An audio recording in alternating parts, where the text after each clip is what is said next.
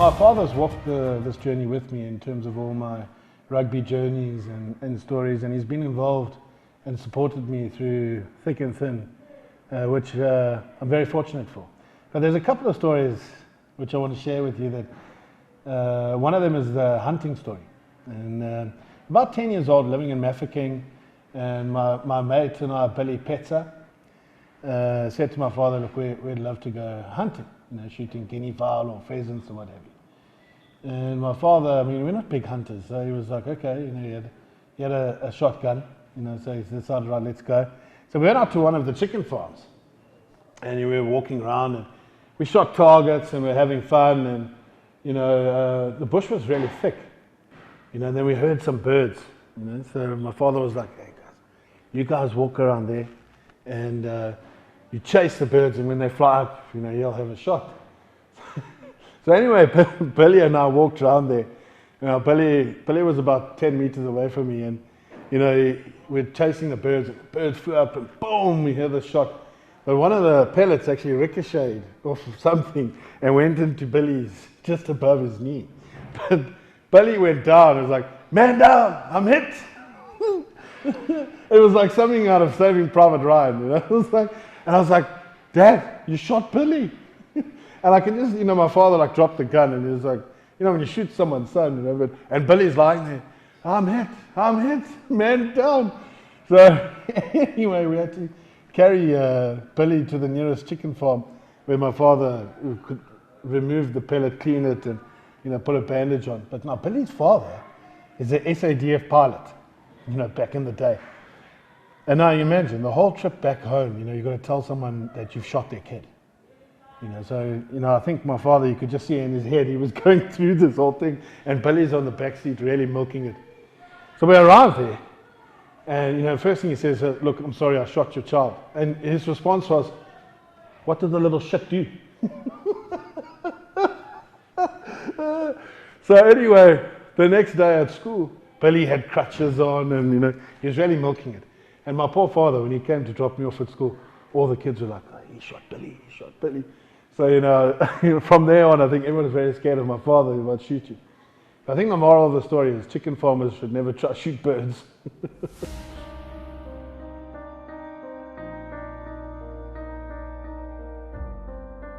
So, we lived on in Notwani, and on our plot of land, we had what we call Camp David, which was a tented camp, right?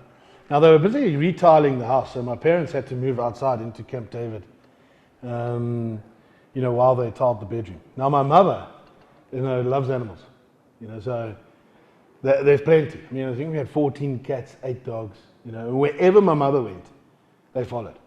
So they're sleeping in this tented camp, which is fantastic. It's got aircon, DSTV, everything. There's no problem. So the dogs were inside, and most of the cats were sleeping on the rocks outside, of Camp David. And then at about 4 o'clock in the morning, all of a sudden we hear this, boom, and then, and my mother was like, and the dogs went berserk. My mother was like, Dave, wake up, something's happened. So my father, wakes up. And now my old man doesn't sleep with clothes on, so 4 o'clock in the morning, he has to go outside now and look what's happening. So there's no torch, he just takes a lantern. So you can imagine, it shines back at you as well. So he takes this lantern and he walks out there, and now all the dogs rush out, and they're all around this rock. And my father goes in, puts the lantern on the rock, and he's like, what is that? And eventually, he starts to see it. It's a python. It's got one of our cats, So my dad's like, oh, Jill, it's a python. It's got one of our cats. She's like, oh, which one? He's like, Zulu. He's like, oh, Zulu. He's like, no, it's not Zulu. No, it's Zanzi. Oh, Zanzi. No, it's not Zanzi. No, it's Furby. And she's like, what? Which cat is it? But the 14 cats, the poor ex like, yes. So eventually she says, save it. So he's like, save it. This thing's dead. She's like, save it. A woman in your life, So my old man now goes and gets the pool net. All right? With the lantern, puts the lantern on the rock and goes with the pool net and starts to prod this python. He doesn't want to kill it.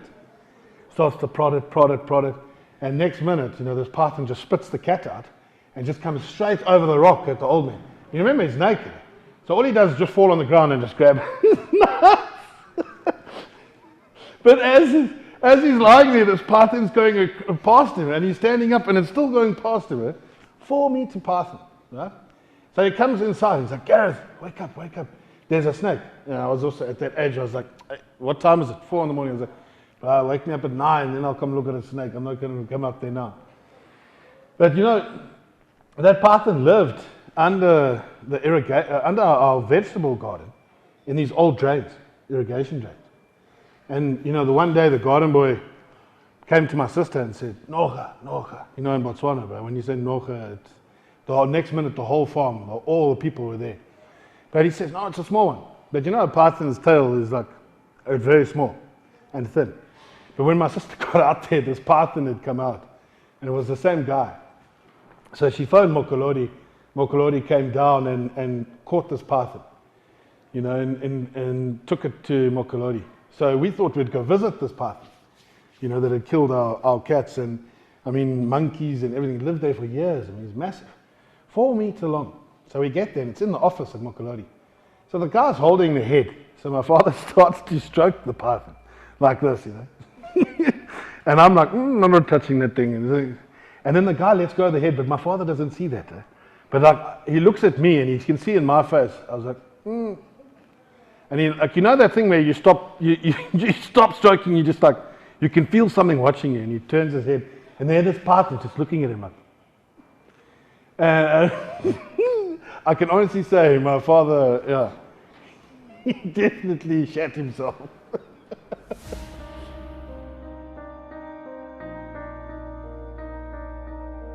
Sunday night, my father always goes to bed early, you know, because, you know, farmer gets up early. So Sunday night, he goes to bed early. My mother always watched the Sunday movie, and then she'd come to bed. Now, it's a beautiful summer's evening, but the first rains have come, so there's lots of frogs. And they're all making, you know, that wop noise, you know, which can be quite peaceful, not to my mother. So anyway, she gets into bed, and my old man's snoring there, you know, fast asleep, and he's in the swimming pool. So she's, David, wake up. He's like, what? There's frogs. So he's like, what massage? He's like, get rid of them. So my old man, again naked, gets out. And now he sees the frog in the pool. So now he walks into the pool, and the frog swims into the fountain. So he's like, yes. So he goes there, and now you can see it's in one of the holes. So he just puts his hand down. I was like, puts his hand on there. But he can just touch this frog on its nose like this. And he's like, and eventually, he grabs it. Yeah? So now he gets the frog out, and he's about to throw it. And my mom's like, no, you can't throw it. You can't kill it. Take it to the bottom of the garden, let it go. So my dad's like, okay. Naked again, walks down to the bottom to the river, puts the frog down, and walks back. Gets into bed. As he puts his head on the pillow, whop. So now he's like, So to get up again. And he goes there, and again, the frog swims into the hole. So he goes there, and again puts his hand in, but now he can't reach this thing. And this thing's not coming out. It's not coming out. So he's like, yes. And my mom's like, you know, come on, hurry up. This is getting late now. So now he just like, really, woman? He gets out of the pool, storms off around the back, comes back with a jerry can full of petrol. Just pours the petrol down the hole of this flipping fountain, takes a match, boom, blows up our fountain into our pool. And then he says, that's it, bloody frogs. He walks back into the room, lies down, puts his head on the pillow, whop. Grabbed his pillow, stormed out, and went and slept in the tent.